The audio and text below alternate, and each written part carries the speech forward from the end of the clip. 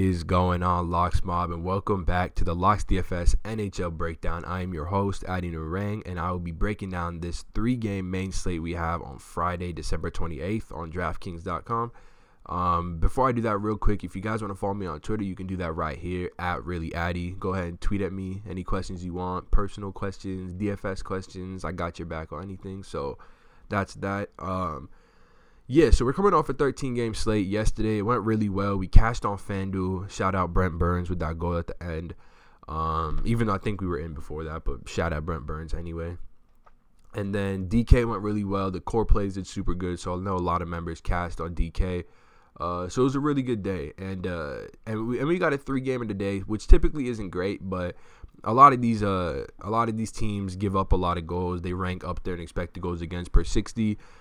Columbus, Toronto, the Islanders, they're all pretty good offensive teams, so they rank towards the top in expected goals for per 60. So it could be a good game. It could be a game full of it could be a slate full of quite a few goals, I should say. So let's get right into it. Let's break this one down positionally, and let's just start at the top. So we got both these Toronto guys, Austin Matthews, John Tavares. Both are awesome plays, and with the price being similar, I think I'm going to lean Austin Matthews. But honestly, my favorite of these plays is actually Alexander Barkov for points per dollar at 7.1K. If I have to pay up for only one of these guys, I'll probably pay up for Barkov. Just as we've talked about, Barkov at home is a whole nother animal.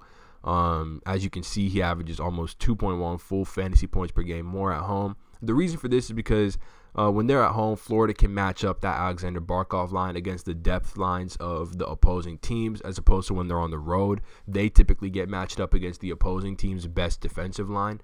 So now they get to pick on the depth lines of Montreal, which aren't that good. So I really like all these guys on this Florida first line, as well as on the first team power play. So we got Barkov, Huberdeau, and Evgeny Dadonov. Huberdeau is sitting at 5.9 on DK, which is a super good price. We'll get to him when we get to winger.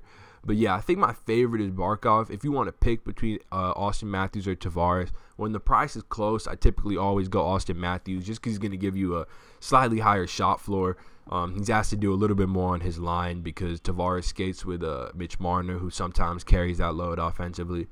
So I think I would lean Austin Matthews out of those two, but overall points per dollar, give me Alexander Barkov.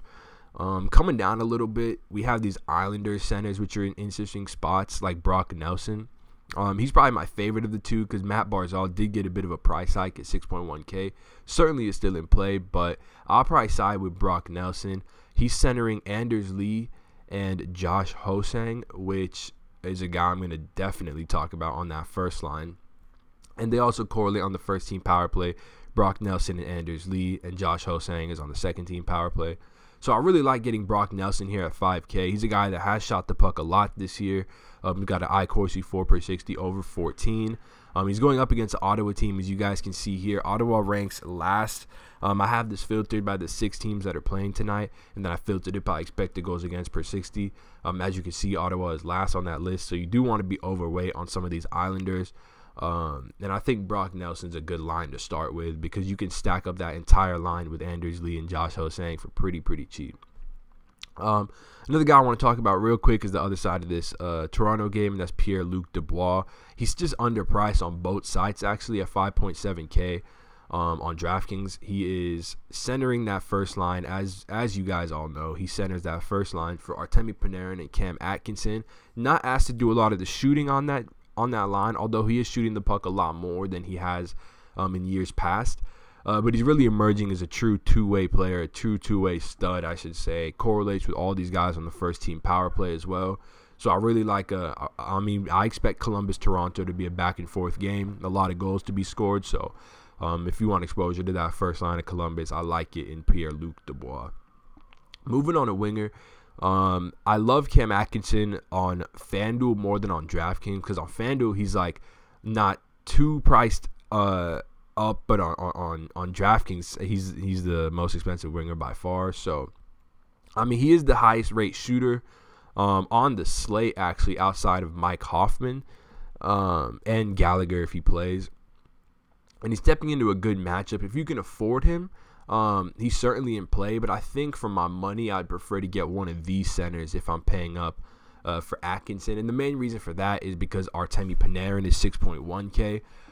He's arguably the more talented player. Cam Atkinson shoots the puck more, but Artemi Panarin is a stud.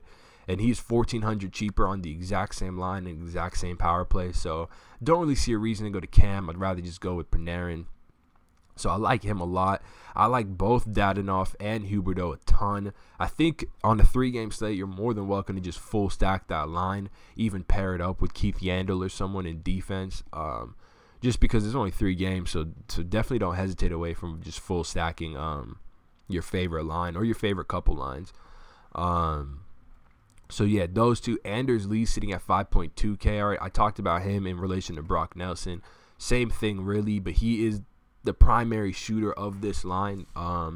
Although Brock Nelson, Josh Hosang shoots the puck a lot too. So a bunch of offensive minded weapons on this line, to be honest. But I do expect them to put up a few goals on Ottawa, especially being at home. They'll be able to match themselves up against the 3rd and 4th line of Ottawa, really wreak some havoc. So Anders Lee should do well. For that reason, Josh Hosang, who is way down here at 2.7K, which is crazy. He's probably just a lock. This is a guy who he hasn't played too much at the major or at the NHL level. He skated between like the AHL, but he was a monster in the minors. Over a point per game player, shoots the puck a ton. So we've just been waiting for him to be called up and get sort of an official role with this team. And it looks like he's getting that on the first team and the second team power play. So definitely like Josh Hosang. And another winger I like is Anthony Beauvillier. He's on the second line for the Islanders, but equally dangerous line. And he's skating with arguably the Islanders. Actually, probably not even arguable. He's skating with the Islanders' best player in Matthew Barzal. Just an elite distributor of the puck. It really sets up Beauvillier and Josh Bailey in ideal scoring positions. So I think getting exposure, essentially just getting exposure to Barzal at 3.5K is super in play on this slate if you don't want to pay up for Barzal at 6.1. Yeah, I think that'll wrap it up on winger. I'm not too on Mike Hoffman, but you certainly can play him. He's probably the highest rate shooter on this slate. He just got dropped to that second line, but he doesn't have to, on that first line, for what he's losing in offensive opportunities created by that first line, he's probably making back up in just the sheer shot volume. He's going to be the primary shooter of this second line. If they can open up opportunities for themselves, I like him, and he still correlates well with them on the first team power play. So you can certainly go with Mike Hoffman. I just don't know if I will be on this slate. Moving on to defense, as always, you guys know defense versus Toronto, defense versus Minnesota. Those two teams tend to give up a lot of shots to the blue line, which is the defense. So I really like Seth Jones. He's the highest floor player on the slate as far as you can play him and expect 2.5 to 3 points as a floor just based on shots on goal and block shots. And then wherever he goes from there, it's all gravy. So I think I like him as my top prize defender on this slate. Coming down a bit, Yandle pairs really well if you go with the Florida 1 stack on that first team power play. He's certainly in play as well. Coming down a bit, Zach Werenski for the same reason, defense versus Toronto. He's in play. Zach Werenski's actually an awesome play because he got bumped to the first team power play. He typically mans that second power play unit, these guys right here, but now he's bumped to the first one with Seth Jones. So you could certainly double stack Columbus defenders and have a very high floor and a lot of upside there as well, since they're so well correlated. Ekblad, another good play, but I think better on FanDuel a little bit. And if we scroll down here, Nick Leddy is the guy that I'm going to talk about last. Nick Leddy used to be a pretty, I'm not going to say prolific, but he used to be like a pretty decent offensive defenseman. And now he seems like he's focused a lot more on his defense this year under this new coach. So he's not putting up those crazy offensive numbers that he did. It wasn't even crazy. I think he was like a half point per game player, 40, 41, 42 points out of 82 games. So, still not bad. He's well off that pace with 10 points in 30-plus games. But the biggest news here is just the opportunity. He's on that first-team power play unit, first-line defensive pairing. So he correlates extremely well. He's not going to shoot the puck a ton, but just to pick up an assist here or there is certainly possible. And at 2.9K, when you're skating, a minimum of 20 minutes, but upside of 24, 25, I mean, you're just going to play that in an awesome matchup. So you play Nicoletti, you play Josh Ho-Sang right here at 2.7K, and then you can do anything you want. So yeah, so I think what do I do here? Back out of that. All right. I think that'll do it for defense, though. And then moving on to goalie, again, see who you have the most exposure to as far as skaters go, and then pick the goalie on that team. I think in this case, we didn't talk much about Montreal, so I do like Robert Luongo in net. If you want to get really, really risky, Sergei Bobrovsky is definitely in play because Toronto's going to shoot the puck a ton. And Bobrovsky is one of those guys who's more than capable of standing on his head and just sort of stopping like 45 saves and recording a shutout or 1 goal against. So definitely in play as a GPP.